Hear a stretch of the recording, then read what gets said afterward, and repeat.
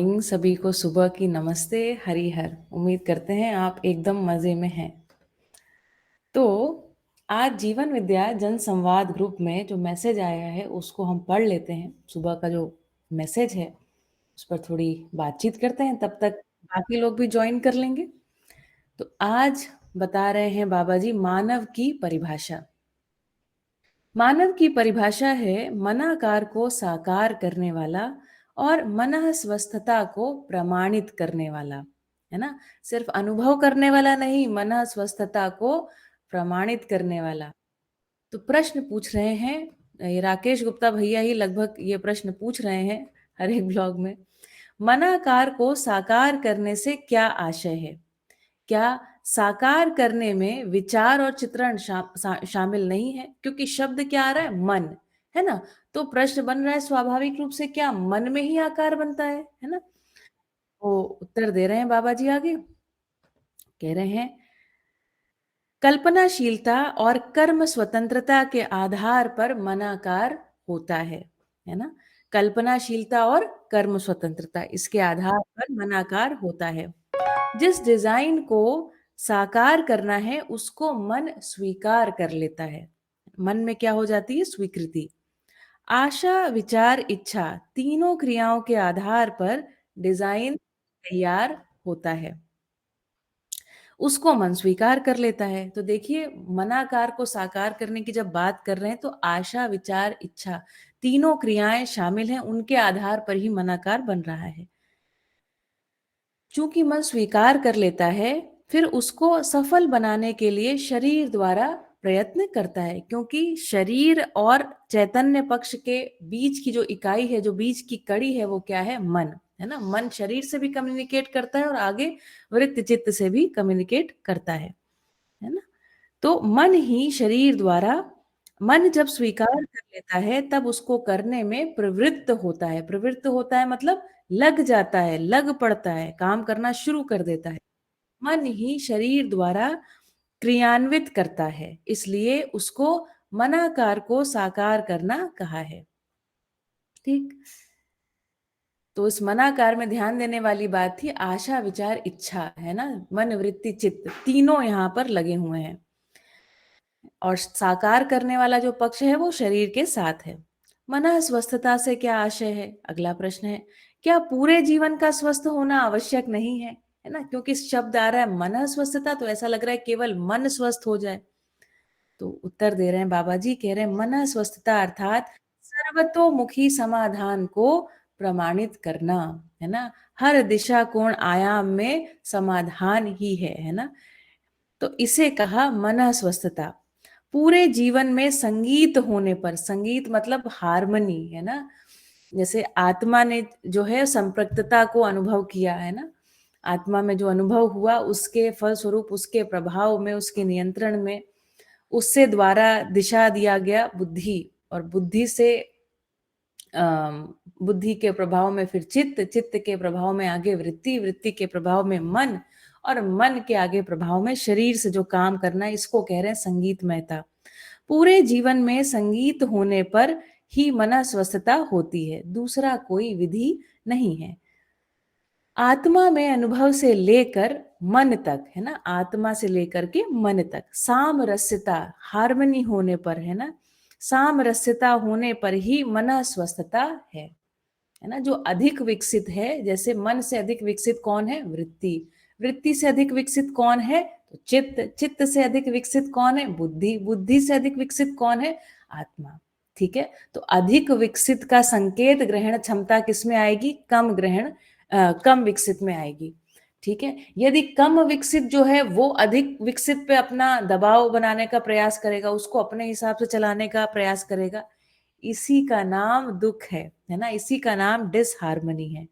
ठीक है? तो आत्मा में अनुभव से लेकर मन तक सामरस्यता होने पर ही मन स्वस्थता है।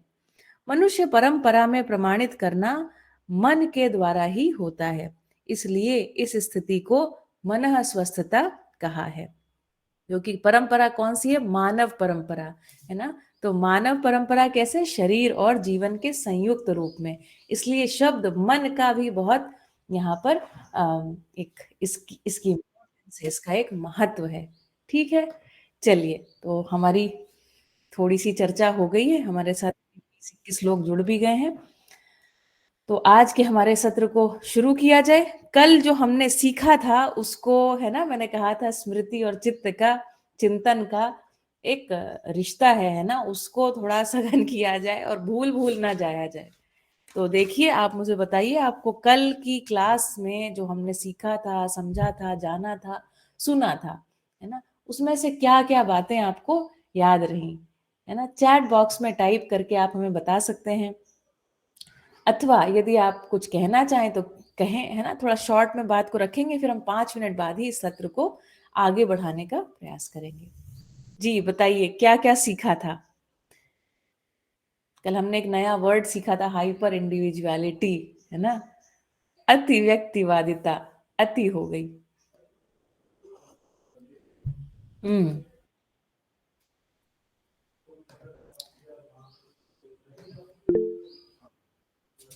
जी बसंत भैया बताइए, कल क्या सीखा था, क्या याद रहा? दीदी कल प्रचार तंत्र के बारे में बड़ा एक अच्छा स्टार्टिंग में कार्यक्रम रहा बताने का, कि हम्म। प्रचार माध्यम से हम अपराध को भी बढ़ाते हैं। इसी प्रकार से अगर हम सही चीज का जो प्रचार प्रसार किया जाए तो उससे मानव के अंदर सही होने की भी संभावना बनती है। बिल्कुल ऐसा। गजब संभावना है, यस। हाँ। और दीदी और लोगों से भी बात की जाए हाँ, ना। और लोगों से ठीक। भी बात किया जाए, उनको भी मौका दिया जाए। जी, आप अपने आप को अनम्यूट करके एक एक व्यक्ति बता सकते हैं। देखिए, सर्व के सहयोग से सुखमय संसार, है ना? अपने सहयोग को छोटा ना आंकिए, है ना? स्वयं स्फूर्त विधि से अनम्यूट कर लीजिए और बताइए एक लाइन। हाँ। नमस्ते दीदी, नमस्ते। नमस्ते सर। जी। हाँ दीदी, कल एक पॉइंट हमने और जो था मुझे अभी भी याद है और काफी इम्पोर्टेंट था। संग्रह, द्वेष और अविद्या, अविद्या और अभिमान। अहंकार और भय, हाँ, वेरी गुड। इन पर हमने बात की थी। और इसका जो समाधान है वो फिर इसका हम रिवर्स करते हैं। तो ये सारी नेगेटिव सेंस में हम इसको ले सकते हैं, विषम चीजें हैं। और सब में हमने फिर इसका दूसरा देखा कि स्नेह, विद्या, असंग्रह। तो ये जो बौद्धिक नियम कह रहे हैं हम, इन बौद्धिक नियमों के साथ, इनको समझने के साथ और इनके साथ अगर जीना होता है तो हम समाधान की तरफ पहुंचते हैं। बिल्कुल, है ना? अमानवीय प्रवृत्तियों से मानवीय प्रवृत्तियों में परिमार्जन, मानव परंपरा यहीं से, है ना? यही इसका सूत्र है। ठीक, और बताइए। बहुत बढ़िया भैया, और बताइए। और आपने कल क्या सीखा, आपके साथ जो रह गया? जी दीदी नमस्ते। नमस्ते जितेंद्र भैया, स्वागत है। बताइए, कल आपने क्या जी सीखा? जी दीदी, ये कल यही सीखा था, जो हमारा मानवीय मूल्य हैं और संबंध, तो हम सुखी संबंधों के निर्वाह और मूल्यों के आधार पर ही होते हैं। और ये अहंकार है जो, तो अहंकार तो साथ में जुड़े रहते हैं। हम सभी के अंदर व्यक्तिगत लेवल पर रूप बल पद धन का अधिक अहंकार होता है। और हम शरीर स्तर से ही दूसरे को भी पहचानते हैं और वही करते हैं, तो उसका सुधार नहीं हो पाता है। जो हम चेतन और आत्म स्वरूप में करते हैं तो सुधार हो पाता है, क्योंकि चेतना सबकी एक है, समान है। और परिवार यानी कि जो कोई भी हमारा रोल है, पति है तो पत्नी के बिना पति नहीं है, पति के बिना पत्नी नहीं है। उस संबंध को समझ कर निर्वाह करने से दोनों को वह तृप्ति मिलती है, ऐसा समझ में आया। बढ़िया, जबरदस्त जितेंद्र भैया, बहुत बढ़िया। और बताएं, दूसरे लोग बताएं, आपके ध्यान में क्या रह गया? कुछ रावण को लेके बात हुई थी, कुछ दंड को लेकर के बात हुई थी, है ना? कुछ मात्सर्य को लेकर के बात हुई थी, राष्ट्रों की मानसिकता में मात्सर्य कैसे दिखता है उसको लेकर के बात हुई थी। बताइए, आपको क्या याद आता है? उत्सव किस बात का मनाना है, इसको लेकर के बात हुई थी। और हमने आपको एक होमवर्क भी दिया था, हमने कहा था जरा सोच के देखिएगा कि कौन कौन से त्योहार हैं या त्योहारों में होने वाले कौन कौन से हमारे ऐसे प्रैक्टिसेस हैं, ऐसे अभ्यास हैं जो ठीक नहीं है ना? जी दीदी, उत्सव जागृति का मनाना है दीदी, किसी के सहयोग में, जागृति में हम सहयोग करते हैं, उसका उत्सव मनाना है। Very good. और बताइए, दूसरे लोग बताइए, कौन सी प्रैक्टिसेस जो हैं वो अब आपको लगता है ना, समझदारी के फलस्वरूप लगता है कि ये तो हम गलत ही त्योहार कुछ मना रहे थे, है ना, उसी रावण को खुद ही बना रहे थे, खुद ही जला रहे थे, ठीक है, वो कर क्या रहे थे, है ना, बार बार किसी चीज पे एक दमनकारी जो हमारे अंदर एक मानसिकता है, जिसमें हम, है ना, विद्रोह, हम किसी को मार देने को, किसी को दंड देने को कहीं ना कहीं हमने स्वीकार कर रखा है, और रावण को दंड दिए ही जा रहे हैं ना, बेचारा ऐसा क्या धर्मी हो गया कि उसका दंड बंद ही नहीं हो रहा है। दंड के स्थान पर सुधार ग्रह, है ना, सुधार की आवश्यकता है, सुधार के लिए कार्यक्रम हो, सुधार के लिए करिकुलम हो, सुधार के लिए, है ना, वातावरण हो, ये सब की आवश्यकता है। इस पर भी हमारा ध्यान गया था। और बताइए, आप बताइए, अपने आप से बताइए सोच के कि कौन सी प्रैक्टिसेस हैं जो ठीक प्रैक्टिसेस नहीं है। राखी पर लेन देन भी कभी कभी अमानवीय लगता है, ठीक है, और बताइए, है ना, वस्तु उपलब्ध करानी किसको है, वस्तुएं किसको उपलब्ध करानी है मानवीय परंपरा में, जिनके पास वस्तु ना हो, है ना, लेकिन हम क्या करते रहते हैं, अति भोग, बहुभोग, है ना, अकेले भोग, परिवार में भोग, समाज में भोग, है ना, भोग ही भोग, है ना। और बताइए, तो आपको दीदी जो लगे इसमें सही इसमें गलत ये की भी बात। इसमें ये भी दिखाई देता है कि क्योंकि भौतिकवाद की तरफ बहुत ज्यादा वो हुआ है, तो उस वजह से वस्तुएं महत्वपूर्ण हो गई हैं। तो हम कई बार देखते हैं कि संबंधों में जो मूल्यों का निर्वाह है वो गौण हो गया है और वस्तुएं महत्वपूर्ण हो गई है। तो बिल्कुल। इसमें हम कई बार देखते हैं कि कितनी बड़ी गिफ्ट मिली है, और गिफ्ट हम्म में भी कीमत के आधार पर, या आपकी आवश्यकता के आधार पर नहीं, आपकी कीमत के आधार पर गिफ्ट को तय करते हैं। तो और बिल्कुल। वहाँ जो सम्मान भी उससे जुड़ा हुआ है कि कौन कितनी बड़ी गिफ्ट कर रहा है। तो वो, जबकि संबंधों में जो मूल्यों का निर्वाह है वो ही दीर्घ दीर्घ सुख बनता है, और फिर समझ के लिए अगर कोई प्रयास कर रहा है तो उसको कोई देख भी नहीं पाता है कि वो आपके समझ के प्रयास कर रहा है, उसमें विरोध बन जाता है। तो बिल्कुल। संबंधों में मूल्य और अगर समझ की बात की जाए तो हम्म मुझे लगता है संबंधों में सार्थकता बनती है पूर्णता के अर्थ में। बहुत बढ़िया। देखिए, मूल्य निर्वाह जो है वही व्यवहार कहा गया है ना, और व्यवहार वस्तु के बिना तो नहीं है। ऐसा नहीं कि आप सिर्फ बोलते रहें और फिर कुछ, है ना, जो लेना देना है या वस्तुएं उपलब्ध कराना है, ऐसा ना हो।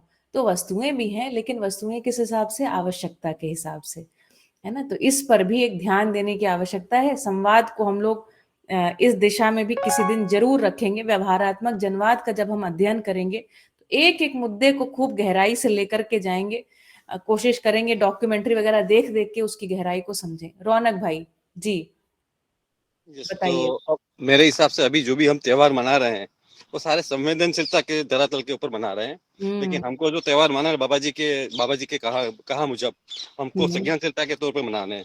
तो ये मेरा याद बनता है यहाँ पर। बहुत बढ़िया। अगर आप देखें 15 अगस्त, 26 जनवरी, है ना, और इस तरीके की भी बहुत सारे त्योहार जो राष्ट्रीय त्योहार हैं। कुछ त्योहार हैं जो भोग के ही त्योहार हैं, है ना। वो भोग के त्योहार कौन कौन से हैं, है ना, जहां पर हम अधिक से अधिक भोग के लिए भागते हैं, जैसे अक्षय तृतीया है, जैसे दिवाली है। उसमें अपनी कला, हमारी अपनी, मतलब अपनी ही, देखिए, बहुत किसी पे अंगुली न्यास नहीं कर रहे, कोई उंगली उठाने की बात नहीं है। एक समाज की गति को भी देख सकते हैं कि क्या हो रहा है, कैसे एडवर्टीजमेंट्स आ रहे हैं, क्या बता रहे हैं कि मूल्यों के निर्वाह के रूप में जब तक आप एक सोने का सेट नहीं खरीद के दे रहे हैं, है ना, एक टाइटन की सोनाटा घड़ी नहीं दे रहे हैं ना अपनी बहन को या अपनी पत्नी को, तब तक मजा कहाँ आ रहा है, त्योहार में जगमगाहट कहाँ हो रही है। तो देखिए, है ना, आजकल के लोग बड़े चतुर हो गए, एड्स बनाते हैं तो ऐसा लगता है कि हाँ, उसमें टैग लाइन तो बड़े मूल्यों के निर्वाह की ही होती है ना, लेकिन लेकिन जो एडवर्टीजमेंट के बाद आपको सेल कर देते हैं वो वस्तु ही है। ठीक है, तो जरा आंख खोले रखिएगा, देखिएगा आपके साथ हो क्या रहा है चारों तरफ से। हर एक एडवर्टीजमेंट आपको क्या बता गया, है ना, हर एक। और दूसरी बात, यहाँ पर एक और जगह पे ध्यान दिलाना चाहती हूँ, अनुमोदन। बहुत तरीके से, सूक्ष्म रूप से हम बहुत सारी बातों का अनुमोदन करते हैं। जैसे कि जब आप रील्स, है ना, मनोरंजन के रील्स एक के बाद एक के बाद एक देखते जाते हैं तो वो रीलें वायरल हो जाती हैं। या आपका अनुमोदन है, आप सोशल मीडिया से डिमांड कर रहे हैं कि हमको ऐसा कंटेंट और अधिक दिखाओ, तो ऐसा कंटेंट अपने आप वायरल हो जाता है ना। तो ये आपका अनुमोदन है। इस अनुमोदन का एक प्रभाव होता है कि जो भी डेटा एनालिसिस के फलस्वरूप आपके जैसे सिमिलर प्रोफाइल के लोग हैं उनको भी वो रील देखनी पड़ती है। ठीक, हम किसी के पास रूप पद धन बल है ना, उसका उसके वैभव की चर्चा, उसके लिए कांग्रेचुलेशन जी, बढ़िया आपने नई गाड़ी खरीदी है ना, एक तो आपके पास थी, 2 और खरीद ली इस दशहरे में, बहुत बढ़िया। तो आप देखते जाइए कि हम बधाई देने के फलस्वरूप भी कितनी बातों का अनुमोदन कर जाते हैं। जब आप एक पिक्चर पर लाइक करते हैं ना फेसबुक में, इंस्टाग्राम पे, ये सब आप अनुमोदन कर रहे हैं। वास्तव में जो सोशल मीडिया है वो कहीं ना कहीं, मतलब कहीं ना कहीं क्या, उसका सिंपल फंडा, उसका जो रूल है कि जो कंटेंट को लोग अधिक से अधिक देखेंगे उसको बढ़ावा दिया जाएगा। तो अगर, मैं तो इस मामले में मानती हूँ कि सोशल मीडिया जो है वो गलत नहीं है, ठीक है, हम ही ऐसी डिमांड कर रहे हैं। आप अच्छा कंटेंट अधिक से अधिक देखिए, देखिए उसकी पॉपुलैरिटी बढ़ने लगेगी। आप उस कंटेंट को शेयर कीजिए, उसकी पॉपुलैरिटी बढ़ने लगेगी। तो ये भी जगह थोड़ा सा ध्यान दीजिएगा। ठीक, बढ़िया। तो आज का डिस्कशन हमने शुरू कर लिया, काफी सारे लोग जुड़ गए हैं। और आज हम हमारे, जी रश्मि दीदी कुछ कहना चाहते हैं? अच्छा, बिल्कुल दीदी, आपकी इस बात से ना बहुत सहमत हूँ मैं। और मैं ये इस बारे में बहुत दिन से थॉट में चल ही रहा था कि हम क्या सोच रहे हैं, क्या चाहते हैं और क्या कर रहे हैं। मतलब ये चीज मेरी इस थॉट पे आपकी बहुत कनेक्ट हुई, इसलिए मैंने आपका अनुमोदन करने के लिए अपना हैंड रेज किया कि स्वागत है। बहुत सही।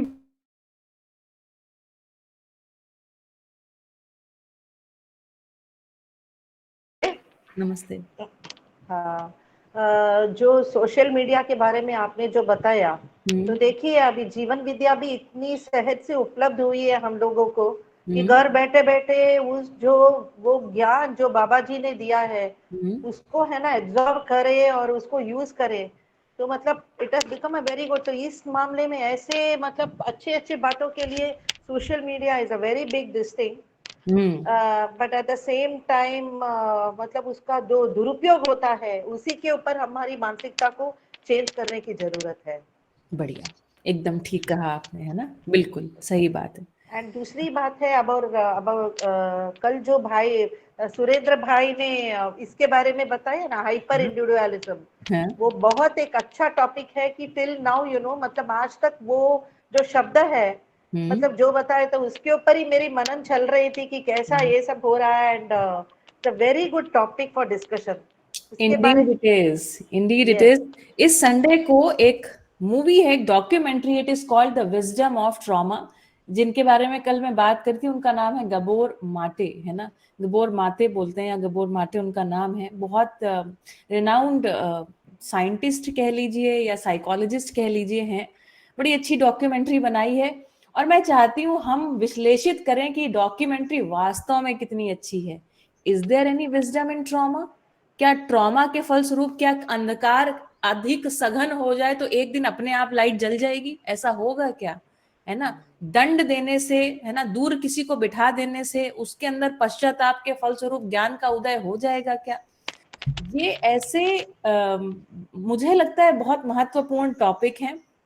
जैसे लोग आजकल एक साइकोलॉजिस्ट या साइकोलॉजिस्ट के सर्कल में एक टर्म बहुत सुनने को मिलता है, उसका नाम है हेल्दी बाउंड्रीज रखना, है ना। ये एक्चुअली इंडिविजुअलिज्म का बड़ा वेल सोल्ड प्रोडक्ट है ना, जो कहते हैं you know have the healthy boundaries.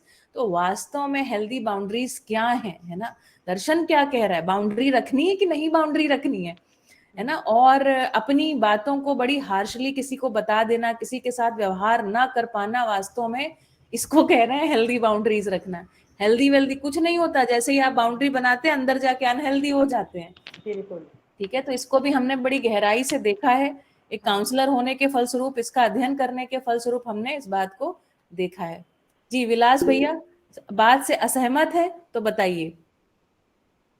नहीं, बस मैं भी यही चाह रहा था कि हेल्दी बाउंड्रीज जो है वो कॉन्सेप्ट गलत है। हाँ, गलत है बिल्कुल। हेल्दी बाउंड्रीज जैसा कुछ नहीं होता। हेल्थ होती तभी है जहां बाउंड्री लेसनेस को एक्सपीरियंस कर पाते हैं, है ना। हेल्दी बाउंड्रीज संबंध हमारा विवशता है। हाँ हमारा संबंध तो सभी से है, हाँ बस वो बिल्कुल। निर्वाह नहीं कर पा रहा है, इसलिए वो बाउंड्रीज क्रिएट करना चाह रहे सेफ रहने के लिए और क्या किया जाए, है ना। हैं। तो ये सर्वाइवल मैकेनिज्म है, ये सेफ्टी मैकेनिज्म है ना। चलिए, तो आइए हम लोग मानसिकताओं के परिमाण। रौनक भैया आप कुछ कहना चाहते थे, आपका हाथ रेज हुआ। प्रश्न मैं सभा के सामने रखना चाहता था, जो जी। मेरा काफी समय से चल रहा था और मैंने कई जगह पूछा भी है, फिर भी अभी कुछ हम्म इतनी स्पष्टता मेरी जी ने जो थोड़ी बहुत बनी थी, लेकिन अभी मैं क्लियर नहीं हो पा रहा हूँ उसमें। बाबा जी हम्म ने अपना जो ये दर्शन है, तो उसका नाम मध्यस्थ दर्शन ही क्यों रखा, उसके ऊपर मैं थोड़ा चर्चा अपने सभा में पूछना चाहूंगा सबको, और आप उसमें क्लियरिटी ज्यादा दे वो चाहूंगा मैं। स्वागत है ये प्रश्न लेने के लिए। हमारे साथ पापा जी या सुरेंद्र पाठक जी हैं, और उनसे बढ़िया इस प्रश्न का उत्तर कोई नहीं दे सकता। मीडिया में उनका काफी लंबे समय उन्होंने काम किया, मीडिया को बहुत अच्छी तरह से समझते हैं। तो प्रचार माध्यमों के ऊपर भी कुछ रखें, जो हम लोग डिस्कशन कर रहे थे उसमें कितना सही है, या अगर किसी बात को वो अलग तरह से देखते हैं तो उसके लिए भी स्वागत है ना, मार्गदर्शन करें। और बाकी जो हम प्रवृत्तियों में परिमार्जन की बात कर रहे हैं, एक बार मैं पढ़ देती हूँ, फिर हम उन्हें सुनते हैं। तो भोग मानसिकता को न्याय मानसिकता में, संग्रह की मानसिकता को समृद्धि मानसिकता में, संघर्ष मानसिकता को समाधान मानसिकता में, द्रोह की मानसिकता को पूरक मानसिकता में, विद्रोह मानसिकता को धीरता रूपी मानसिकता में, शोषण मानसिकता को विनिमय मानसिकता में, युद्ध मानसिकता को सह अस्तित्व मानसिकता में, शासन मानसिकता को सार्वभौम व्यवस्था मानसिकता में, समुदाय मानसिकता को अखंड समाज मानसिकता में, प्रयोजित होना अनुभव मूलक विधि से सहज संभावना है। इस संभावना को कैसे हम वास्तविकता में बदल लें, है ना, तो इसके ऊपर आप मार्गदर्शन कीजिए। प्रणाम पापा जी। कल जो हम लोग बात कर रहे थे कि जो क्लेश परिपाकात्मक मूल प्रवृत्तियां हैं, जिनको संग्रह, द्वेष, अविद्या, अहंकार और भय, ये केवल व्यक्ति में नहीं होती हैं, ये परिवार में भी होती हैं, समाज में भी होती हैं, राष्ट्र में भी होती हैं। ऐसा हमने इसको समझा जी। और अभी तो पूरी मानव जाति ही इन्हीं से ग्रस्त है। तो इसलिए पूरी मानव जाति में संग्रह की ओर प्रवृत्ति दिखती है ना, द्वेष का आचरण दिखता है ना, विद्या का ज्ञान नहीं होने के कारण से शरीर मान के जीने की प्रवृत्ति, जिसको अपन अज्ञान कह रहे हैं जी। क्योंकि शरीर मूलक विधि से जीते हैं, तो जो दृष्टियां रहती हैं वो शरीर मूलक दृष्टियां रहती हैं, जिनको प्रिय हित लाभ कह रहे हैं। प्रिय का मतलब इंद्रिय सापेक्ष दृष्टि है ना। शरीर हित का मतलब है शरीर स्वास्थ्य सापेक्ष दृष्टि, और लाभ का मतलब है वस्तु सापेक्ष दृष्टि, है ना। वस्तु भी शरीर से ही जुड़ती है जाके। जीवन को कोई भौतिक रासायनिक वस्तु नहीं चाहिए, है ना। भौतिक रासायनिक वस्तुओं की आवश्यकता शरीर को।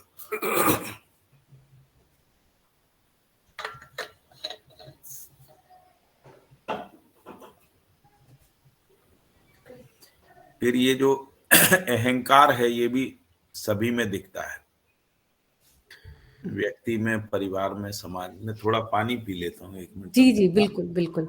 कुछ गला लग रहा है। हाँ।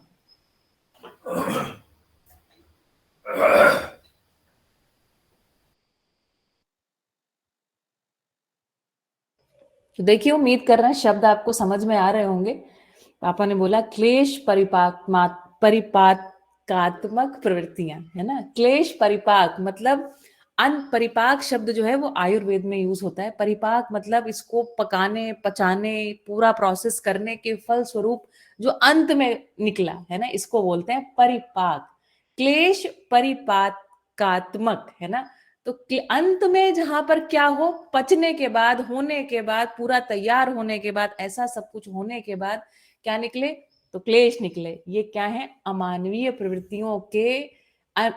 प्रवृत्तियों को ही क्लेश परिपाकात्मक प्रवृत्तियां कहा गया है। ठीक है जी पापा, अनम्यूट कर लीजिए।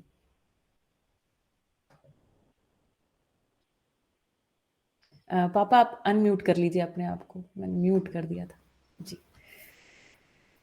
तो मैं ये कह रहा था कि एक तो हमको केवल ये नहीं देखना है कि ये केवल व्यक्तिवादी है ना जी। इसको भी सर्व मानव में देखना है, क्योंकि सर्व मानव जो है वो आपस में अंतर संबंध में है।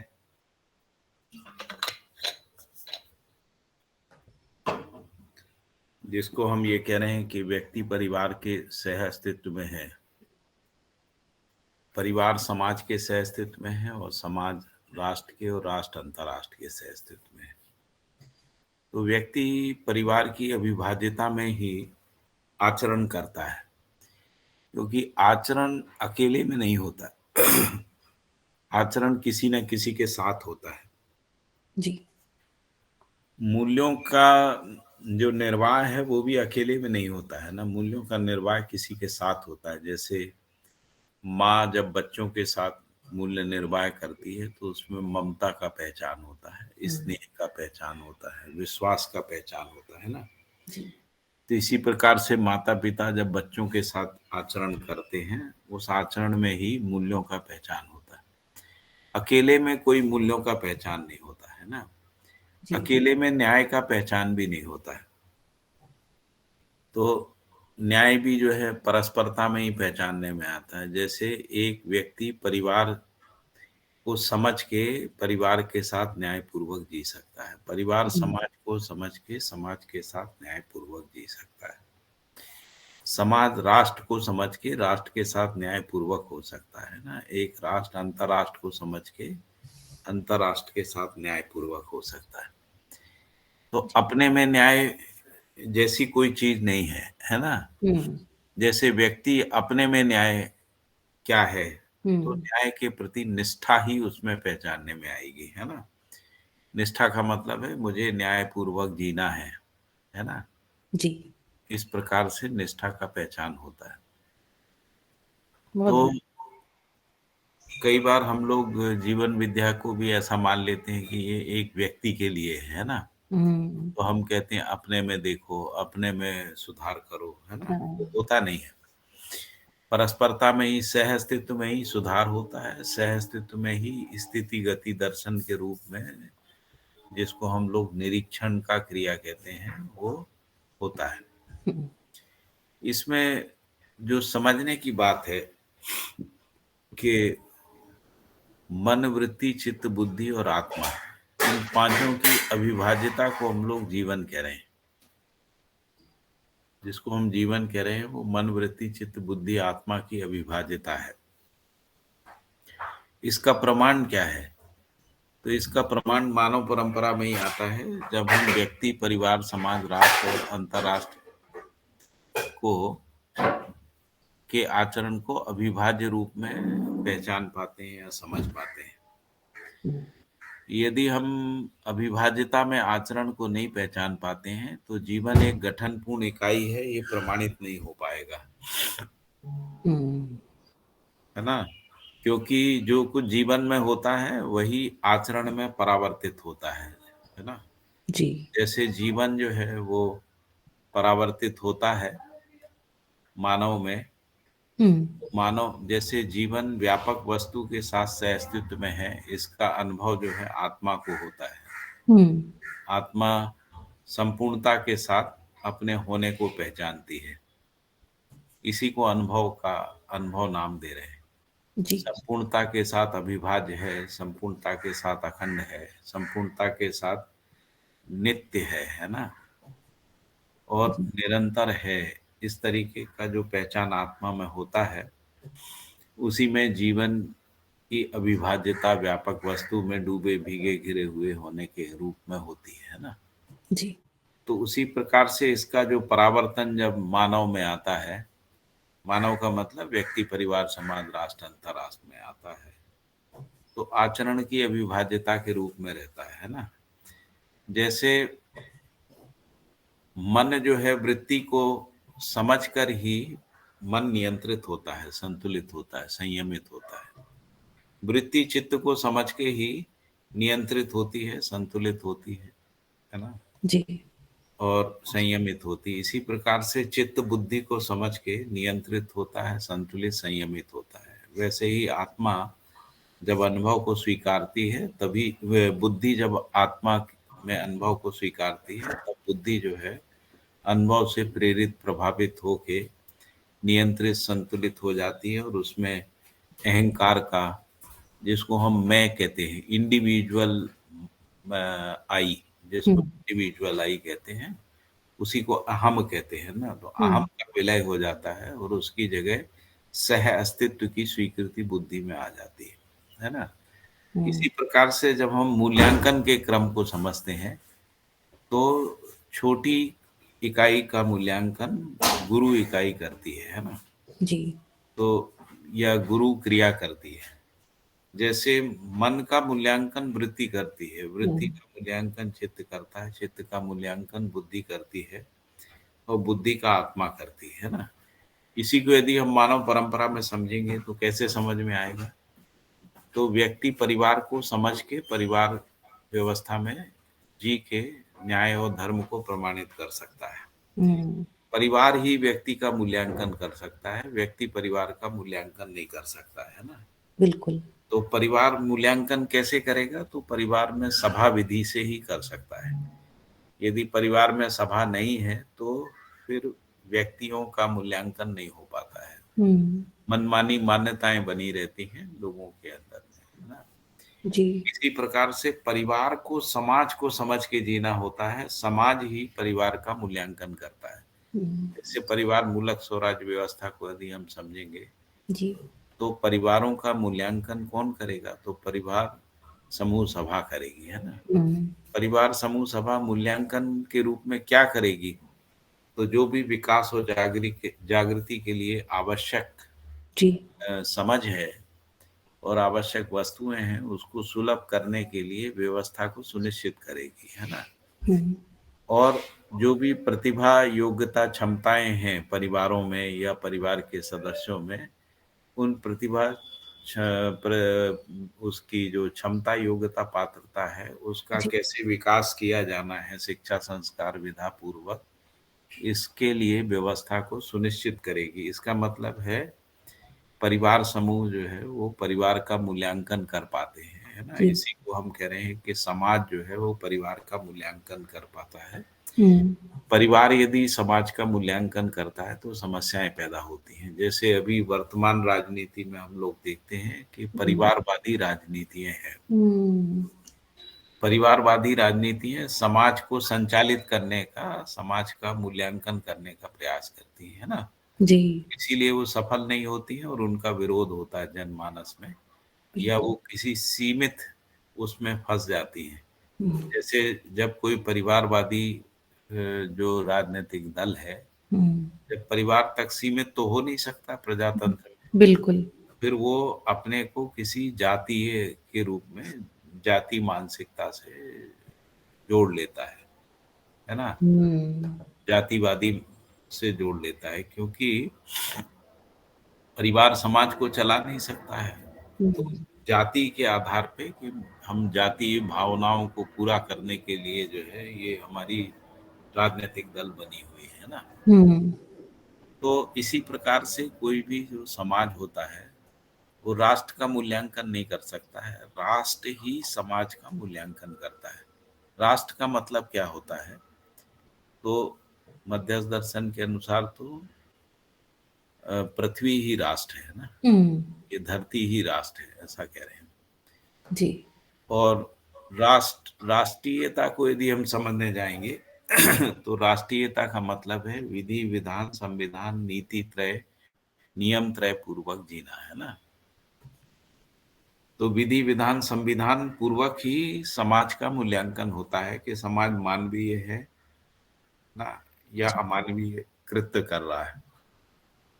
अभी भी हम लोग ऐसे ही देखते हैं कि जो राष्ट्रीय व्यवस्थाएं होती हैं वही मूल्यांकन करती हैं। जैसे किसी अपराध का निर्णय कौन करता है? तो जुडिशरी करती है ना। राज्य व्यवस्थाएं क्या करती हैं? तो समाज को दिशा और गति देने का काम करती है ना, उसके लिए व्यवस्थाओं को सुनिश्चित करती है ना। इसी प्रकार से राष्ट्र जो है वो अंतरराष्ट्र का मूल्यांकन नहीं कर सकता है। अंतरराष्ट्र से तो अंतरराष्ट्र हम लोग किसको कह रहे हैं? तो पृथ्वी का जो वातावरण के साथ ग्रह गोल नक्षत्रों के साथ जो संबंध है ना, उसको कह रहे हैं कि वो अंतरराष्ट्रीय संबंध है जिसमें प्राकृतिक संतुलन है, जिसमें नियम नियंत्रण संतुलन को सुनिश्चित करने का प्रवृत्ति है। जैसे अभी भी अंतरराष्ट्रीय यदि आप जगत को देखेंगे वो क्लाइमेट चेंज को लेके चिंतित है, ग्लोबल वार्मिंग को लेकर चिंतित है, प्रदूषण को लेके चिंतित है ना, अंतर्राष्ट्रीय आतंकवाद या हिंसा, युद्ध, भ्रष्टाचार, यही मुद्दे रहते हैं। सस्टेनेबल डेवलपमेंट गोल्स को यदि हम देखते हैं, यही सारे मुद्दे अंतर्राष्ट्रीय मुद्दे हो जाते हैं ना, क्योंकि अंतर्राष्ट्रीयता जो है वो सर्वमानव के साथ ही डिफाइन होती है ना। सर्वमानव सभी राष्ट्रों का सम्मिलित जो आचरण है उसी में मानवीय आचरण हो सकता है। तो अंतर्राष्ट्र जो है वो राष्ट्र का मूल्यांकन करता है, और ये पांचों व्यक्ति, परिवार, समाज, राष्ट्र की जो अविभाज्यता है, अखंडता है, यही मन, वृत्ति, चित्त, बुद्धि, आत्मा की अविभाज्यता और अखंडता को प्रमाणित करती है जी। तो पापा विभाजन नहीं होता है। यहाँ पर प्लैनेट्स को हमने राष्ट्र कहा है, पृथ्वी को, धरती को राष्ट्र कहा है। तो अंतरराष्ट्र में जो बाकी सारे प्लैनेट्स हैं उनकी परस्परता को हम अंतरराष्ट्र कह रहे हैं। हाँ, और जो शेष अवस्थाएं हैं, पदार्थावस्था, प्राणावस्था, जीवावस्था, तो पदार्थावस्था कोई पृथ्वी की सीमा तक नहीं है ना। पदार्थावस्था अनंत ग्रह गोल नक्षत्रों तक है। जैसे इस पृथ्वी पर बहुत सारा जो क्रियाकलाप है वो सूर्य की सापेक्षता में या सूर्य के सह अस्तित्व में है ना। सूर्य और चंद्रमा का सीधा प्रभाव इस पृथ्वी के ऊपर है, जो वातावरण को बनाए रखने में, मौसम को बनाए रखने में उसकी भूमिका है ना जी। हम उसमें भी हस्तक्षेप करने लगे हैं। जैसे ओजोन लेयर है ना। ओजोन लेयर जो है सूर्य की रश्मियों का अधिकांश भाग को परावर्तित कर देती है, ताकि वो पृथ्वी पर आके पृथ्वी पर समस्या पैदा ना करे। तो ओजोन लेयर का जो प्रकटन है वो सह अस्तित्ववादी विधि से हुआ है ना। सह अस्तित्ववादी जो विज्ञान है, इसका मतलब है कि जो भी क्रिया हो रही है वो सह अस्तित्व में है। जैसे ताप का क्रिया है वो सह अस्तित्व में है। ताप के क्रिया को हम टुकड़े में समझते हैं तो ताप का सह अस्तित्ववादी प्रयोजन समझ में नहीं आता है ना। जैसे पानी को हम टुकड़े में समझते हैं तो पानी का सह अस्तित्ववादी प्रयोजन समझ में नहीं आता है ना। जबकि पानी के कारण से ही रसायन है, पानी के कारण से प्राणकोश है, पानी के कारण से जीव शरीर है, मानव शरीर है। मानव शरीर का भी संपूर्ण क्रियाकलाप पानी के बिना नहीं होता। पानी की कमी हो जाना ड्राईनेस है ना। ड्राईनेस में ब्रेन अपना काम नहीं करता है, हार्ट अपना आंखें काम नहीं करती। आंखें यदि ड्राई हो जाती हैं तो देखने की क्रिया जो है वो, तो इससे पता लगता है कि संपूर्ण इंद्रियों का क्रियाकलाप, ब्रेन का क्रियाकलाप में पानी सह अस्तित्व के रूप में, भागीदारी के रूप में अपनी भूमिका का निर्वाह कर रहा है। इस प्रकार से जो अध्ययन करना है, इसी को सह अस्तित्व में अध्ययन कहते हैं। बहुत बढ़िया। ये आप इस तरीके से सोच पाना है ना, यही आपको तृप्त करेगा है ना। यही ज्ञान की तृप्ति है, यही पूर्णता के रूप में तृप्ति है ना, यही जागृति की ओर गति है ना। तो चीजों को संबंध में, अंतर संबंध में, निरंतरता में और नित्यता में देख पाना, पूर्णता में देख पाना है ना, यही सह अस्तित्व में अध्ययन है। इसी को सह अस्तित्व में अध्ययन कह रहे हैं है ना। तो इसी प्रकार से जो जिसको हम लोगों ने कहा कि जो अमानवीय प्रवृत्ति है, इसको भी सर्वमानव में देखना। सर्वमानव कैसे काम, क्रोध, लोभ, मोह, मद, मात्सर्य से प्रभावित हो जाता है। इन दोनों के योगफल में अमानवीय प्रवृत्ति और जिसको हम षड विकार कह रहे हैं, जब ये व्यक्ति, परिवार, समाज, राष्ट्र, अंतर्राष्ट्र में व्याप्त रहते हैं, उससे व्यक्ति, परिवार, समाज, राष्ट्र के स्तर पर विचार, व्यवहार और कार्य में आवेशित गति आ जाती है। अभी हम लोग विचार में आवेश देखते हैं। कोई भी टेलीविजन चैनल को आप खोल के देखेंगे, न्यूज के, तो आपको विचार में आवेश दिखेगा है ना। सीरियल्स में देखेंगे तो भी विचार अर्णब गोस्वामी करके जो व्यक्ति है, सभी हैं, सभी हैं, अकेला आदमी नहीं है, वो बहुत पॉपुलर है। हर चैनल में ऐसे ही है ना। और जैसे राजनीतिक विचार में आवेश यहाँ देखने को मिलता है, और जो फिल्म मीडिया है ना, उसमें जो ये कामावेश दिखता है, लोभावेश है ना, और मदावेश दिखता है, मोहावेश भी दिखता है, क्रोधावेश भी दिखता है ना। कोई भी जो सीरियल और फिल्म है इनके बिना बनती नहीं है। तो विचार और व्यवहार का और कार्य का आवेश जो है वो हम देखने को मिल रहा है। जब ये विचार व्यवहार कार्य का आवेश परिवार में, समाज में, राष्ट्र अंतरराष्ट्र में होता है तो जीने में अस्थिरता आ जाती है। जब अस्थिरता आती है तो आपस में सशंकता, अविश्वास हो जाता है। जैसे दुनिया के सभी देश एक दूसरे पे अविश्वास किए हुए हैं, इसीलिए तो आर्मी की जरूरत है। यदि विश्वास होता तो आर्मी की आवश्यकता नहीं होती है ना। जैसे राष्ट्र में सभी जनजातियां एक दूसरे के साथ अविश्वास पूर्वक हैं जी, है ना। इसके कारण से दंड की विधान हमको करना पड़ता है। जी, अविश्वास क्या करता है? भय को बढ़ाता है। व्यक्ति, परिवार, समाज, राष्ट्र, अंतरराष्ट्र तक भय और आतंक हमको देखने को मिलता है। जैसे अभी हम लोग रोज न्यूज में देखते हैं तो ऐसा लगता है कि सभी देशों में आतंकवाद का प्रभाव है ना। आतंकवादी संगठन जो है वो भय को फैलाते हैं, भयपूर्वक आतंक पैदा होता है। और जब भयभीत होता है आदमी तो उसमें राग प्रवृत्ति यानी संग्रह प्रवृत्ति का जन्म होता है। जो जितना भयभीत होता है वो उतना संग्रह करता है। क्योंकि व्यक्तिवादी समाज है, सहअस्तित्ववादी समाज है नहीं। व्यवस्थाएं व्यक्तिवादी हैं, सहअस्तित्ववादी नहीं है, इसलिए वस्तु सुलभ होगी नहीं। सहअस्तित्ववादी विधि से वस्तु सुलभ होती है। इसको परिवार मूलक स्वराज व्यवस्था विधि से समझा जा सकता है। बिल्कुल। तो संग्रह प्रवृत्ति आती है। संग्रह प्रवृत्ति हीनता, दीनता, क्रूरता को जन्म देती है ना जी। और ये अमानवीयता को जन्म देता है। अमानवीयता के कारण से धर्म, राज्य, अर्थव्यवस्थाएं जो है परस्पर विरोध में चली जाती हैं, जैसा अभी हम लोग देख रहे हैं।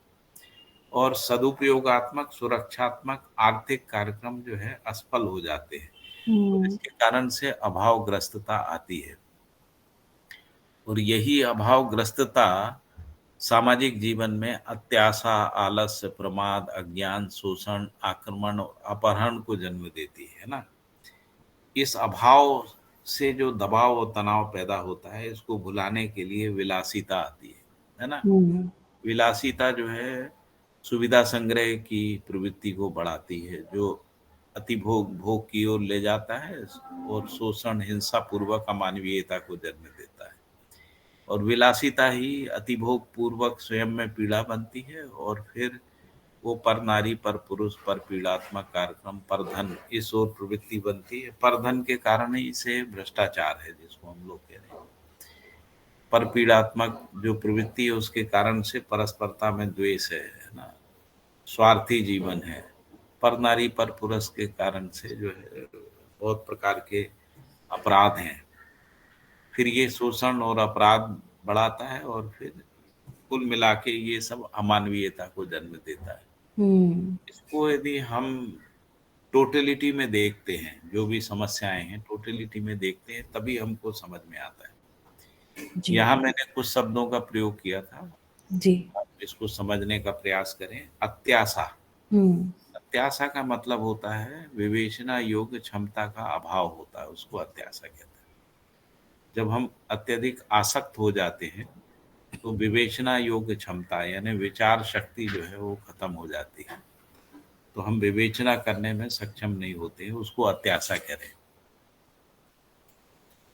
दूसरा शब्द किया था आलस्य।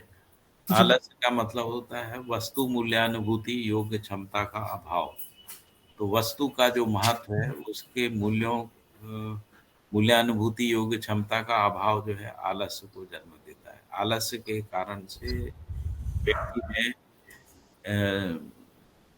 कार्य करने की अप्रवृत्ति बनती है ना, इसके विपन्नता आती है समाज में है ना, क्योंकि वस्तु का मूल्यांकन हम नहीं कर पाते हैं। फिर यदि व्यवहार का मूल्यांकन नहीं कर पाते तो व्यवहार मूल्यानुभूति योग्य क्षमता का अभाव होता है, तो उसको प्रमाद कह रहे हैं। जैसे व्यवहार मूल्यानुभूति योग्य क्षमता का मतलब क्या है, तो संबंधों में विश्वास, सम्मान, प्रेम, स्नेह, ममता, वात्सल्य, इसको पहचान पाना। यदि हम इसको पहचान नहीं पाते हैं तो इसका मतलब है कि हम प्रमाद का शिकार हैं यानी हम बौद्धिक शक्तियों का प्रयोग नहीं कर रहे हैं। किसमें प्रयोग नहीं कर रहे हैं? विश्लेषण के रूप में, समझने के रूप में, मूल्यांनुभूति के रूप में, मूल्यांकन के रूप में उसका प्रयोग नहीं कर रहे हैं। इसी को प्रमाद कह रहे हैं, है ना। इसी प्रकार से यदि किसी समाज में शिक्षा व्यवस्था का अभाव होता है, उसी को अज्ञान कह रहे हैं। अज्ञान का मतलब है शिक्षा व्यवस्था का अभाव। यदि समाज में शिक्षा व्यवस्था का अभाव है तो उस देश में ज्ञान नहीं हो सकता, उस समाज में ज्ञान, उस परिवार में ज्ञान नहीं हो सकता है, क्योंकि शिक्षा व्यवस्था पूर्वक ही ज्ञान का लोक व्यापीकरण होता है ना। ज्ञानोदय होता है, ऐसा भी है ना। फिर शोषण शब्द का एक प्रयोग आया था जी। शोषण का मतलब है जागृति के मूल्यांकन का अभाव होता है, उसको शोषण कहते हैं। और आक्रमण शब्द है सह अस्तित्व की मौलिकता के अनुभव के अभाव बस आक्रमण का प्रवृत्ति रहती है। सह अस्तित्व की मौलिकता के अनुभव, यदि हम सह अस्तित्व को पहचानते नहीं है परस्परता में, तब आक्रमण होता है ना।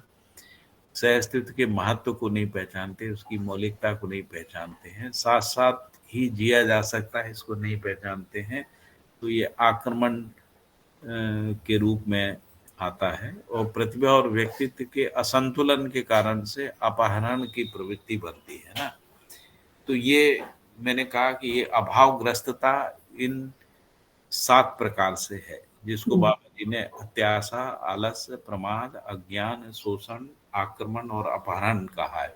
यही हमको समाज में दिख रहा है आज। इसी के कारण से समाज जो है समस्याग्रस्त है, अभावग्रस्त, ऐसा हमको समझ में आता है। तो मैंने ये कहा कि दोनों बातों को देखने की जरूरत है। अस्तित्व से अस्तित्व है, सह अस्तित्व में व्यक्ति, परिवार, समाज, राष्ट्र जो है अविभाज्य है। इसमें व्यक्ति को परिवार को समझ के जीना होता है। जैसे एक व्यक्ति परिवार व्यवस्था को समझ के परिवार व्यवस्था में भागीदारी पूर्वक, है ना, जी सकता है। बिल्कुल। यदि परिवार में न्याय व्यवस्था को समझता नहीं है तो संबंधों में ठीक से नहीं जी पाता है। परिवार में धर्म व्यवस्था को समझता नहीं है तो परिवार व्यवस्था में भागीदारी नहीं कर पाता है। क्यों नहीं समझता है? क्योंकि अभावग्रस्त होता है ना जी, या आलस्य और प्रमाद का शिकार होता है, या सह अस्तित्व को नहीं समझता है, इसीलिए सह अस्तित्व को महत्व को नहीं समझता है, इसलिए परिवार व्यवस्थाओं में भागीदारी नहीं होती है। इसके कारण से वो स्वयं में समस्याग्रस्त होता है, परिवार के लिए समस्या बन जाता है। यही क्रम जो है विश्व परिवार तक बना रहता है। तो आचरण जो है ना व्यक्तिवादी नहीं होता है, आचरण जो है सह अस्तित्ववादी आचरण ही होता है, जिसको अपन आचरण कह रहे हैं, मानवीय आचरण कह रहे हैं। तो व्यक्ति में अखंड समाज सार्वभौम व्यवस्था की मानसिकता के रूप में आचरण का स्वीकृति होता है। परिवार जो है अखंड समाज सार्वभौम व्यवस्था के अर्थ में संबंध को पहचानते हैं और उस अर्थ में संबंध निर्वाह करते हैं, उसी को मानवीय आचरण परिवार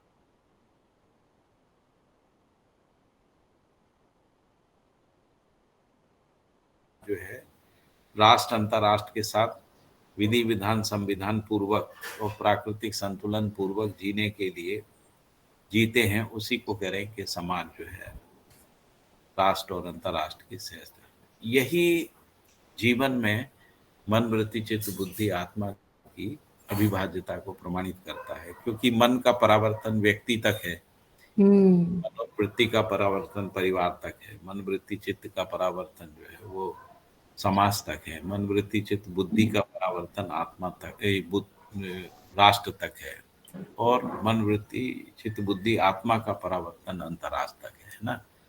तो अंतरराष्ट्र ही अनुभव का प्रमाण है। अंतरराष्ट्रीयता, जिसको हम लोग कह रहे हैं मानवीयता, जिसको हम कह रहे हैं कि अखंड समाज सार्वभौम व्यवस्था है, यही अनुभव का परावर्तन है।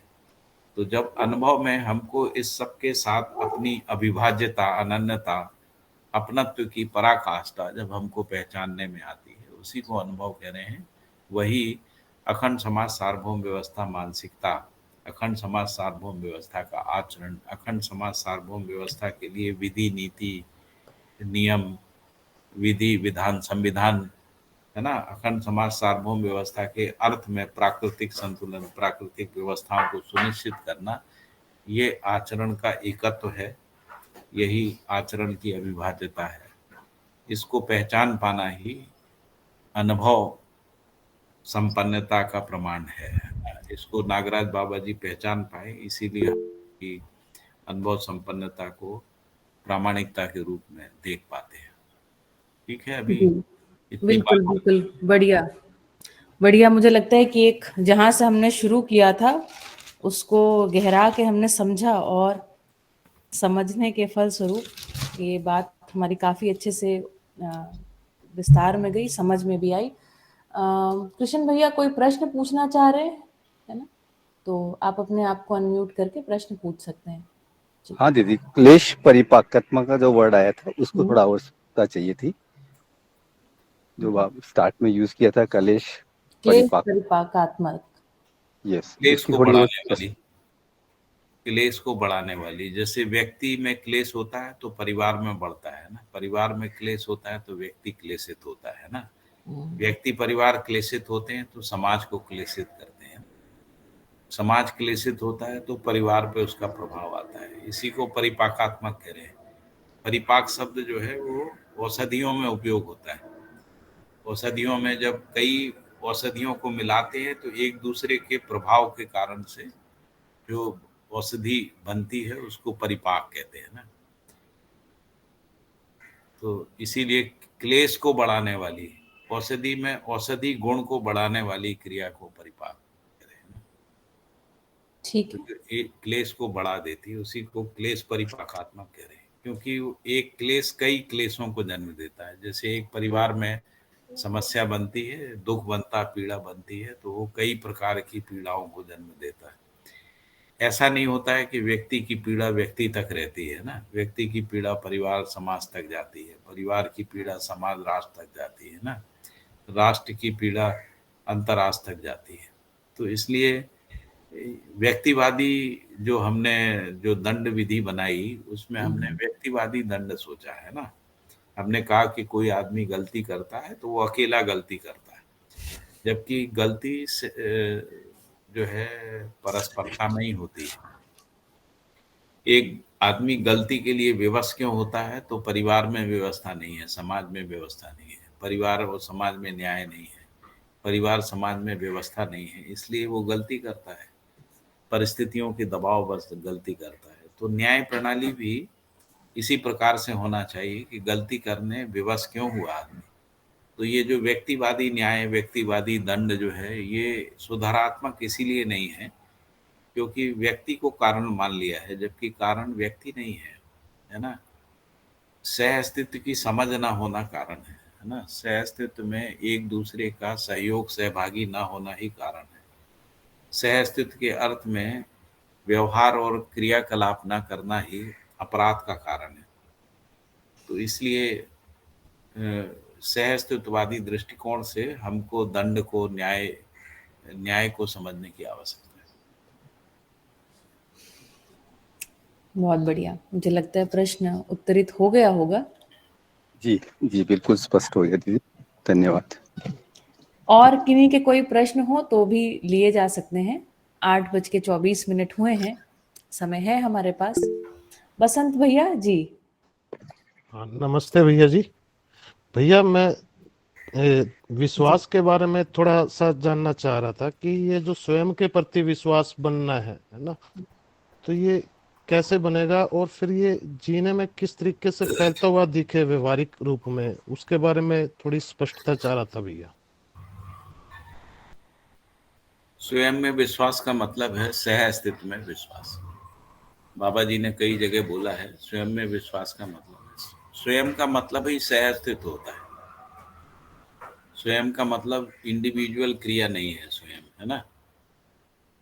स्वयं का मतलब सह अस्तित्व में, सह अस्तित्व में विश्वास का मतलब संबंध में विश्वास, संबंध में विश्वास का मतलब है व्यवस्था पे विश्वास, है ना। व्यवस्था में विश्वास का मतलब है व्यवस्था में भागीदारी में विश्वास। तो स्वयं में विश्वास ही व्यवस्था में भागीदारी में विश्वास तक जाता है ना।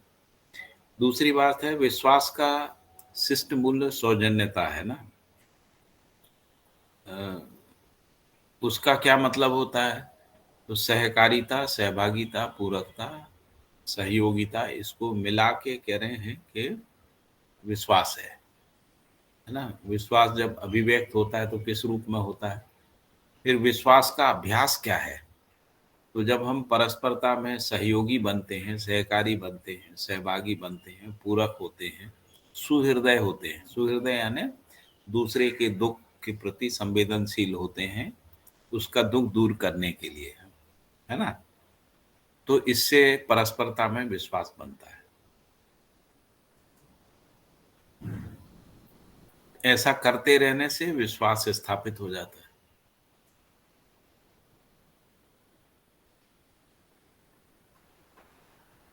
बहुत बढ़िया। बसंत भैया, क्लैरिटी आई है आपको? इसमें और आगे कोई प्रश्न करने हैं तो भी पूछ सकते हैं, कोई और व्यक्ति भी पूछ सकते हैं, है ना। प्रश्नों की श्रृंखला को दूसरे लोग भी बढ़ा सकते हैं। हाँ दीदी, ये जो है परस्परता में सहयोगी, सहकारी, सहभागी का जो अभ्यास है, उससे ये स्वयं के प्रति और सह अस्तित्व के प्रति जो पूरा विश्वास का एक पूरा फैलाव दिखता है, ऐसा बिल्कुल ऐसा बिल्कुल ठीक पकड़ा है। मुझे लगता है पापा, आप अगर सहकारिता, सहयोगिता, सहभागिता को थोड़ा खोल देना, तो जो लोग पहली बार सुन रहे हैं। परिवार में हम समझ सकते हैं, जी जी, है ना। किसी के विकास और जागृति में सहायक होना, है ना, सहयोगी है। मिलजुल के काम करना, है ना, सहकारिता है। सहभागिता है, जब हम मिलजुल के काम को तय कर लेते हैं परिवार में क्या क्या करना, कौन क्या करेगा, इसको सहभागिता कहते हैं। सहकारिता समाज के स्तर पे होती है, जब हम लोग मिल के कोई व्यवस्थाओं को खड़ा करते हैं। जैसे शिक्षा संस्थान हमको बनाना है, तो परिवार जो है आवश्यकता से अधिक जो उनके पास होता है उसका नियोजन करते हैं व्यवस्था, वो उसको सहकारिता कहते हैं जी। पूरकता का मतलब है हम किसी के विकास और जागृति में सहायक होते हैं, उसको पूरकता कहते हैं। ऐसा आचरण करते रहने से विश्वास बनता है।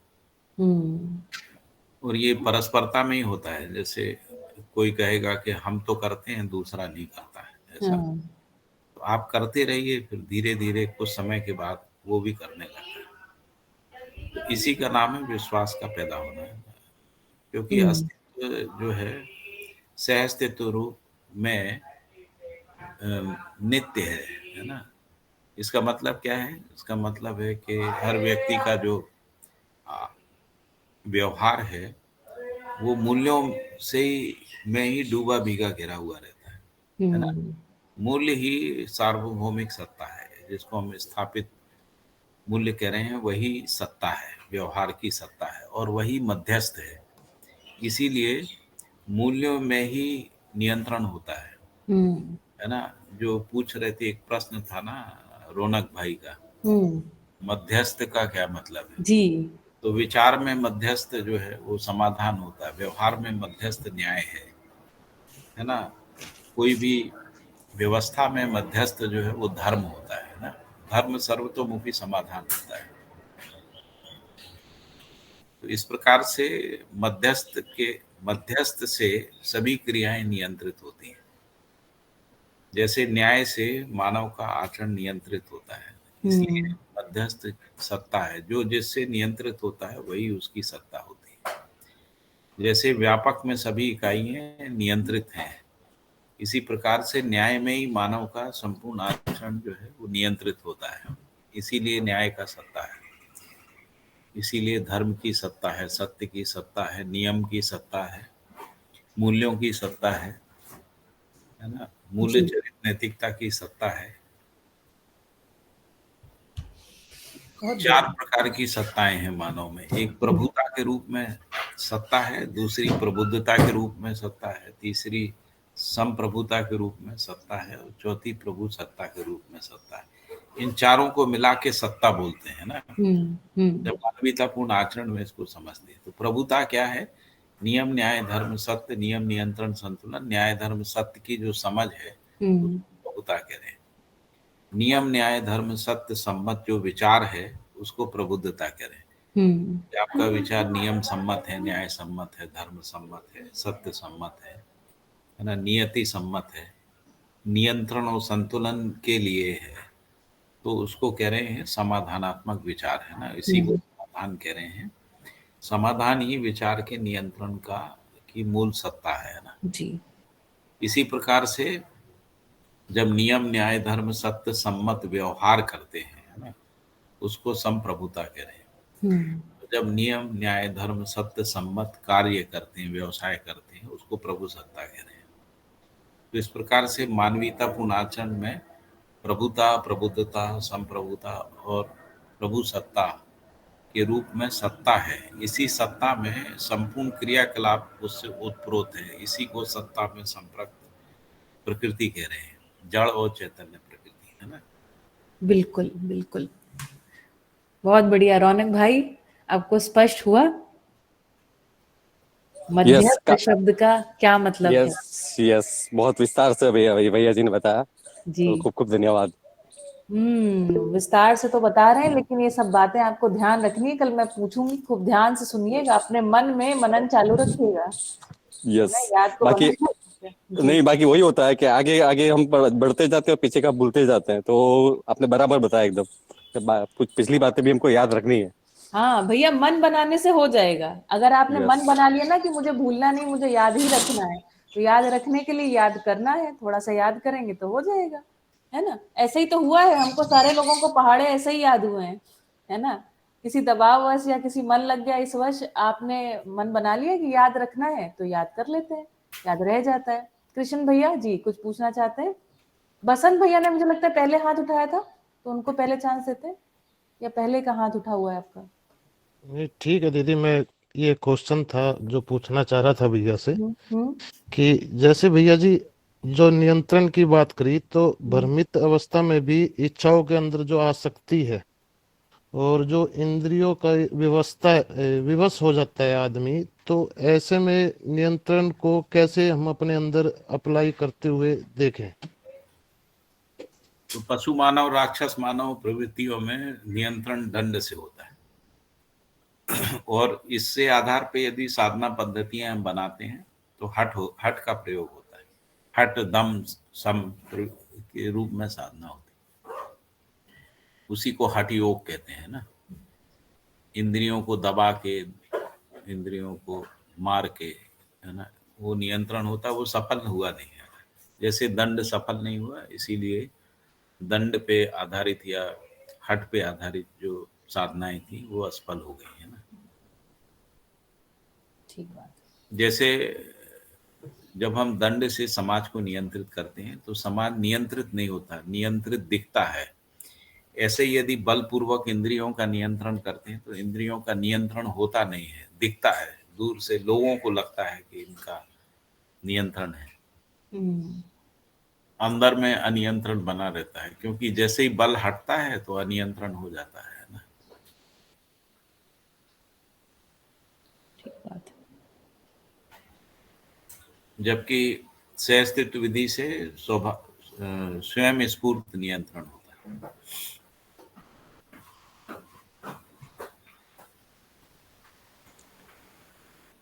बढ़िया, ये बातें सभी को पकड़ में आ रही ना। एक सूत्र भी है जैसे संग्राम हम किसी को ये कहते हैं कि मतलब ऐन्द्रियता की दृष्टि नहीं होना चाहिए ना, श्रृंगारिकता की दृष्टि नहीं होना, ऐसा बोलते हैं ना। तो लेकिन ये कैसे दूर हो? तो एक विधि है, इंद्रियों को मारो। कुछ लोगों ने तो अपने को अंधा भी कर लिया। सूरदास के बारे में ऐसा कहा जाता है, हम गलत ना दिखे इसलिए आंखें फोड़ दी उन्होंने, है ना। लेकिन जैसे ही हम संबंध को पहचान लेते हैं, किसी को बहन कहते हैं, माँ कहते हैं, तो नियंत्रण आ जाता है। तो संबंध विधि, सहस्तित्व विधि जो है वो सहज है, और जो बलपूर्वक करने वाली जो विधि है वो सफल नहीं हुई है।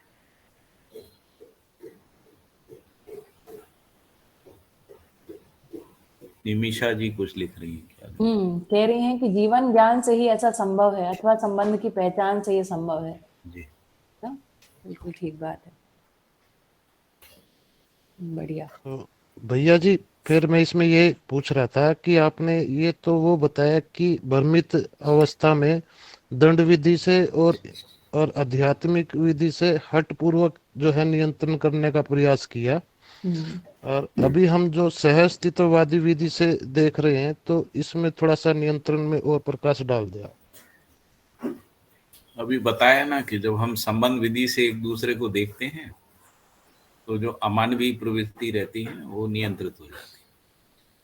जैसे जब आप किसी परिवार में जाते हैं तो यदि आप संबंध पूर्वक उस परिवार में जाते हैं तो इंद्रिय जो है वो दृष्टि नहीं रहती, इंद्रियों से संबंध का अपेक्षा नहीं रहती है। जैसे स्नेह का, सम्मान का, है ना, विश्वास का प्रत्याशा रहती है ना,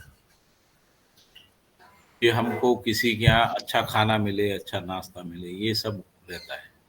तो संबंध पूर्वक जाते हैं तो खाना पीना, ये दीवार पर्दे, ये सब नहीं दिखते, है ना। और जब संबंध पूर्वक नहीं जाते हैं तो यही दिखता है, उनके यहाँ ये खाया था, वो खाया था, ये पर्दे थे, ये सोफा था, उनका कुत्ता ऐसा था, उनकी चप्पलें ऐसी थी, उनकी साड़ी आभूषण ऐसे थे, यही दिखता है ना जब संबंध नहीं दिखता है। जब संबंध दिखता है तो फिर मूल्य दिखते हैं, है ना, स्वभाव दिखता है, उनका आचरण दिखता है ना, उनकी प्रतिबद्धताएं दिखती हैं, वैचारिक प्रतिबद्धता, व्यवहारिक प्रतिबद्धता, है ना, ये दिखती हैं, समझ दिखती है। तो फिर हम जाते हैं तो हम ये कहते हैं आज हम उनके यहाँ गए थे तो हमको ये विचार बहुत अच्छा लगा, उनका ये व्यवहार बहुत अच्छा लगा, है ना। सही बात है, ऐसा सही बात है। सहअस्तित्व को पहचान के यदि आप जीने का प्रयास करेंगे तो आपको बहुत आराम से समझ में आएगा, है ना, बिल्कुल सहजता से, है ना, आप समझ पाएंगे। बस सहअस्तित्व को ध्यान में रखना है ना, संबंध को ध्यान में रखना है। संबंध गया तो समस्या आ गई, है ना। जैसे ही आप व्यक्ति हो जाते हैं, यानी अपने को शरीर मानते हैं और दूसरे को भी शरीर मानते हैं, तो शरीर संबंधी अपेक्षाएं आ जाती हैं। तब खाना पीना, आंखों के जो विषय हैं वो, और कान के विषय हैं, स्पर्श के विषय हैं, ये सब प्रभावशाली हो जाते हैं ना। उसी का अपेक्षा रहता है संबंध विहीनता में। जब हम शरीर मानते हैं, दूसरे को शरीर मानते हैं, तब शरीर ही देखते हैं, है ना। शरीर के अंदर जो जीवन है और जीवन जो सहअस्तित्व में ओतप्रोत है उसको नहीं देख पाते हैं ना। शरीर को भी हम नहीं देख पाते हैं, शरीर का रूप ही देखते हैं। शरीर के अंदर जो नियम पूर्वक क्रियाकलाप हो रहा है यदि उसको भी देखते हैं, शरीर से भी ध्यान हट जाता है, व्यवस्था में ध्यान जाता है, क्योंकि हर इकाई जो है सहअस्तित्व पूर्वक इकाई है, हर इकाई में सहअस्तित्व पूर्वक क्रियाकलाप है। तो शरीर में भी जो क्रियाकलाप है वो सहअस्तित्व पूर्वक क्रियाकलाप है। तो उसको समझ पाते हैं तब हमको एक अद्भुत अनुभूति होती है ना, जिसको न्याय की अनुभूति होती है। न्याय किस प्रकार से शरीर के क्रियाकलाप में कार्य करता रहता है ना। ठीक है, बहुत सुंदर भैया जी, बढ़िया। तो 8:40 होने वाले हैं। हाँ, देखिए बहुत लोगों को बहुत मजा आया, बहुत सारी स्पष्टताएं बनी हैं। थोड़ा समराइज कर लिया जाए, फिर भी कोई छोटा सा प्रश्न हो तो उसको ले लिया जाए, नहीं तो फिर 8:40 होने वाले हैं। मेरी थोड़ी ये भी रहती है कि समय से सेशन को स्टार्ट किया जाए, समय से पूरा कर लिया जाए। जिसको भी प्रश्न हो वो कर लें, आखिरी एक ही प्रश्न और लेंगे और उसके बाद हम समराइज करेंगे और सेशन को अंत करेंगे। नहीं दीदी, आपने ठीक सोचा है, समय का हम पालन करेंगे, अच्छा रहेगा सबके लिए। तो आप समराइज कर दे, क्वेश्चन कल पूछ लेंगे। कल पूछ लिया जाएगा। बहुत बढ़िया कृष्ण भैया, है ना। तो समराइज करने का तो ऐसा है कि जी कम से कम आज मैंने 6 पन्ने के नोट्स लिए हैं, है ना। बहुत बढ़िया सुनीता ने स्पष्टताएं भी बनी। ये लिखा है कि सार्वभौम व्यवस्था में भागीदारी में ही संयम, नियंत्रण, नियमितता रहती है ना।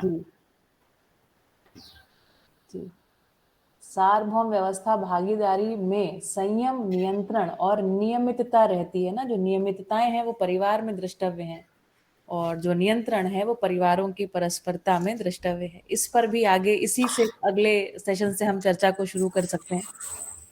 तो थोड़ा सा जल्दी समरी कर देती हूँ, या मैं सोचती हूँ कि क्यों ना ये समरी को मैं आगे आने वाली अगली क्लास में सोमवार को रखूंगी, और आज मैं आप लोगों से सुन लूं, आज आपके ध्यान में कौन सी बात गई। एक बात आपको या तो आप टाइप कर दीजिए या तो आप अपने आप को अनम्यूट करके बोल दीजिए। हर एक को केवल एक बात बोलनी है, सभी की भागीदारी अनिवार्य है। संगीता दीदी जी बोल दीजिए, हैंड रेज मत करिए, एक सेंटेंस पूरा होते अगला व्यक्ति बात कर सकता है। दीदी मुझे लगता है कि ये सह अस्तित्व को समझना वो अपने आप में बहुत बहुत बड़ी चीज होगी, क्योंकि सह अस्तित्व के अंतर्गत ही सब कुछ समाहित है और इतना विशाल है कि मेरी कल्पना से तो बाहर हो जाता है। जब बोलते हैं राज्य है, अंतरराष्ट्रीय है, तो ये कहाँ से कहाँ, ये नहीं, ये सोच भी नहीं सकते हम इतनी बड़ी चीज कर सकते हैं। तो मुझे लगता है सह अस्तित्व को समझना, और जैसा बाबा जी ने और भैया ने समझाया उसी दृष्टि से समझना, वो अपने आप में बहुत बड़ी चीज होगी। बिल्कुल बिल्कुल संगीता दीदी, बहुत बढ़िया, धन्यवाद। मम्मी कह रहे हैं नियम पूर्वक ही नियंत्रण है। जितेंद्र राज भैया कह रहे हैं संबंध और सहअस्तित्व को समझना ही ज्ञान है। टिब्रेवाल भैया कह रहे हैं संबंध ही सब कुछ है। बिल्कुल ठीक बात है। और बताइए, और दूसरे लोगों के ध्यान में क्या गया? बहुत सारी अच्छी बातें हुई है। 6 पन्ने के नोट है मेरे। मेरा ध्यान गया 5 स्थितियों, मेरा ध्यान ये गया कि जो भैया ने बताया 5 स्थितियों में व्यक्ति, परिवार, समाज, राष्ट्र, अंतरराष्ट्र और जीवन की अविभाज्यता, दोनों को समझना जरूरी है। दोनों का समझ के दोनों का रिफ्लेक्शन कहाँ कहाँ होता है, तो फाइनली आत्मा गठन, मतलब जीवन गठन पूर्ण है और आत्मा संपूर्णता के साथ नित्य निरंतर है, वो पहचान में आता है, तब पूरी व्यवस्था स्पष्ट होती है। और उसका मतलब अभी जब ब्रह्म में, भैया तो बहुत ऊपर का बात कर रहे हैं, लेकिन हमारा जहां तक व्यू पॉइंट बनता है, मेरा एक, मैं देखती हूँ पूरे, मतलब जब से दर्शन से जुड़ी हूँ तब तक तो हम व्यक्तिवादी थे, अपने में ही देख रहे थे, और अभी 5 स्थितियों में सभी चीजों को, जैसे भैया का अभ्यास है, वो अभ्यास हम में ला रहे हैं हम, कि कैसे चीजों को देखा जाए और कहाँ कहाँ उसके क्लेश परिपाकात्मक प्रवृत्तियों को देखे, तो फिर फाइनली मानवीय प्रवृत्तियों के लिए हमारा ध्यान जाता है, अदरवाइज नहीं जाता है अभी की स्थितियों में। शिक्षा व्यवस्था में उससे विपरीत काम करना ही है, लेकिन जो हमारा और समाज का रिफ्लेक्शन है, जहाँ जहाँ दिखता है, प्रचार माध्यमों की निरर्थकता दिखती है, आवेश दिखते हैं, आवेश के कारण जो जो द्रोह विद्रोह तक पूरी बात जाती है, पूरी बातों की जो स्पष्टता है और उनका इंटर रिलेशन उन्होंने समझाया, वो अपने में, ये मैंने भी 6 पन्नों का ही नोट बनाया है दीदी आज तो उसमें मैं पूरी बात अभी 2 बार, एक बार वीडियो देखूंगी और 2 बार इसको जांचूंगी, तब मेरे को, तब क्योंकि प्रभुता संप्रभुता वाला जो बात उन्होंने किया है, काफी बार मैंने सुना है, बहुत बार सुना है। आज की स्पष्टता उन्होंने जो, जहां से, क्योंकि वो चार्ट से समझते थे, और इस टाइम नोट बनाया, नोट सब बनाओ, क्योंकि नोट बनाने से काफी चीजें स्पष्ट हो जाती है, ऐसा मुझे लगता है। हाँ, यहाँ पे स्टूडेंट्स आगे नोट्स बनाइए, कॉपी पेन उठाइए, दर्शन आपको 2 महीने में क्लियर हो जाएगा जी। और बार बार जैसे भैया दीदी को सुनते हैं, इतनी सारी स्पष्टता, इतने सारे ध्यानाकर्षण हो रहे हैं, लेकिन हम लोगों को, कोई लोगों को क्या है, इनिशियली भैया की बात जब शुरुआत के दर्शन में होते हैं, तब भैया की बातें स्पष्ट नहीं होती है। जैसे जैसे उनके साथ जुड़े रहते हैं तो पता चलता है कि कहाँ तक आदमी सोच सकता है, कहाँ तक हम सोच सकते हैं, और वहां से उनको जब परसीव करते हैं तो मुझे तो ऐसा हो जाता कि हम यहाँ तक कब पहुंचेंगे, लेकिन जैसे ही उनका अनुभव या उनकी कोई बात हमें स्टिक हो जाती है, तब पूरी बात स्पष्ट हो जाती है कि वो क्या कहना चाह रहे हैं। तो थोड़ा बहुत वो भी ध्यान देना बहुत जरूरी है, जब भैया और सुनीता दीदी और भैया को सुने कि वो कुछ किसी कोई ऐसा भी बोल देंगे, ये बहुत स्पष्ट बात बोल देती हूँ कि नींद आ जाती है। अपनी पात्रता नहीं है तो नींद आएगी, अपनी पात्रता है तो सब कुछ अंदर जाएगा। बिल्कुल बिल्कुल एकदम सही। और मैं हर बार बोलती हूँ, मन बनाने की बात है, नोटबुक पेन उठाने की बात है। ये अध्ययन विधि है, थोड़ा जोड़ के देखिए, अपने हाथ से लिखिए और देखिए आपको दर्शन कैसे फटाफट स्पष्ट होता है। और तभी भागीदारी संभव है, तब तक भागीदारी संभव ही नहीं है, बिल्कुल संभव नहीं है। बिल्कुल जी बसंत भैया। हाँ दीदी, ये नोट बुक वाला तो आपने बड़ा अच्छा ध्यान दिलाया, इसी वजह से ना कुछ बातें दिमाग में रह जाती है, फिर बाद में भी हाँ पढ़ सकते हैं। और बिल्कुल। दूसरा दूसरा ये जो ऑडियो हम सुनते हैं दीदी भाई, इतनी बातें आती है कि वो इतना हम सुन नहीं पाते एक बारी में, है ना। तो मेरे को ऐसा लगा कल कि भाई वीडियो को 2-3 बारी सुनने से आपका पूरा नोट तैयार होता है भी, हाँ क्या एकदम। क्या बातें बोली गई है, क्या क्या नहीं बोली गई है। और दूसरा फिर आज जो मेरा ध्यान गया दीदी, वो नियंत्रण के ऊपर गया हम्म कि भैया ने जैसे मन का नियंत्रण वृत्ति में, वृत्ति से नियंत्रण का वे सॉरी वृत्ति का नियंत्रण चित्त से, चित्त का नियंत्रण बुद्धि से, बुद्धि का नियंत्रण आत्मा से, और आत्मा का जो सहस्तित्व है जड़ चेतन प्रकृति का, उसमें सहस्तित्व के साथ नियंत्रण है। वही परिवार में भी सहस्तित्व में ही नियंत्रण है, और समाज में परिवार का नियंत्रण है, और राष्ट्र में समाज का नियंत्रण है, और अंतरराष्ट्र में राष्ट्र का नियंत्रण है। तो ऐसा ये नियंत्रण शुरू से लेकर लास्ट तक ऐसा कड़ी से कड़ी जुड़ता गया हाँ कि बड़ा एक उत्साह बन रहा है दीदी। एकदम एकदम, बहुत बढ़िया। चलिए मैं भी अपनी तरफ से कुछ जोड़ देती हूँ। ज्योति दीदी कह रही दीदी इस डिस्कशन का रिकॉर्डिंग होता है क्या? जी दीदी बिल्कुल होता है। उम्मीद करते हैं आप जीवन विद्या जन संवाद ग्रुप में होंगे, नहीं तो यूट्यूब पर शालिनी जनक जो चैनल है उसमें हर रोज ये रिकॉर्डिंग्स उपलब्ध होती हैं, है ना। तो सारे सेशंस की रिकॉर्डिंग है। एक बात जहां पर फिर से ध्यानाकर्षण करा दूं आपका, जो दंड है, व्यक्तिगत दंड और व्यक्तिगत न्याय, है ना कहीं आज भी हम इसी जगह बार बार आके सिमटने का एक अभ्यास हमारे भीतर है, दिखता है। तो गलती जो है वो आदमी अकेले में नहीं करता। जो मानव परंपरा में जैसा विचार उपलब्ध है, जैसा व्यवहार उपलब्ध है, जैसी व्यवस्था उपलब्ध है ना, उन सबके एक सम्मिलित संयोग या दुर्घटनावश एक व्यक्ति से कोई गलत बात घट जाती है, तो व्यक्तिगत दंड अथवा व्यक्तिगत न्याय ये भी एक भ्रम वाली कल्पना ही है। ठीक है, इस बात पर थोड़ा मनन को आगे बढ़ाइएगा। जो मानवीय प्रवृत्तियों में परिमार्जन वाला हमारा ये सेशन है, ये गुरुवार तक ही है आज तक, उसके बाद सोमवार से पुनः शुरू होगा। कल हमारे साथ प्रणव जोशी करके जो भैया हैं वो जुड़ेंगे, और गांधीनगर में है वो प्लास्टिक को, जो प्लास्टिक का कचरा है उसको रिसाइकल करते हैं, उनसे उन्हें भी सुनेंगे, दर्शन से भी जुड़े हुए हैं। तो संभवतः है ना 99% कल हम उनसे बात करेंगे। चूंकि वो बाहर हैं तो थोड़ा चिंतित हैं कि कनेक्टिविटी रहेगी कि नहीं, तो मुझे लगता है रहेगी, है ना, और हमारी उनसे मुलाकात होगी। ठीक है, तो कल सुबह फिर से आपसे मिलते हैं ठीक 7:30 बजे, और इस जन संवाद को आगे बढ़ाया जाएगा। आप सभी का दिन शुभ हो। हरिहर। हरिहर। हरिहर दीदी, हरिहर सभी को। हरिहर सभी को। हरिहर। नमस्ते जी सभी को। नमस्ते।